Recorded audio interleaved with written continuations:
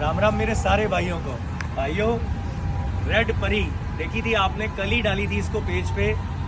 भाई सैयद भाई बेंगलोर से आए हैं, मेरे फॉलोवर हैं, वीडियोस देखते रहते हैं। इनका कॉल आया कि सरदार साहब हमारी एयर टिकट फाइनल हो गई है 4-5 दिन पहले कि हम इस डेट को पहुंच जाएंगे।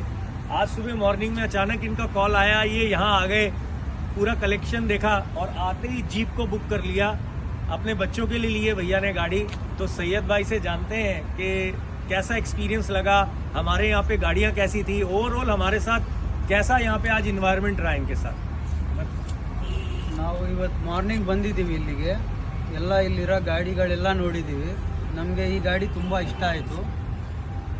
ಪಕ್ಕಾ ಜಿನಿಯನ್ ಆಗಿರ್ತಾವೆ ಇವ್ರ ಹತ್ರ ಗಾಡಿ. ನೀವು ಯಾವುದನ್ನು ನೋಡಿ ಆರಾಮಾಗಿ ತಗೋಬೋದು.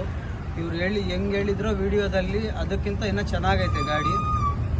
ನಾವು ಬೆಳಿಗ್ಗೆ ಬಂದು ಇವಾಗೆಲ್ಲ ಮುಗಿಸ್ಬಿಟ್ರು ನಮ್ಮದು ಬಿಸ್ನೆಸ್ ವ್ಯಾಪಾರ ಎಲ್ಲ. ಇವಾಗ ನಾವು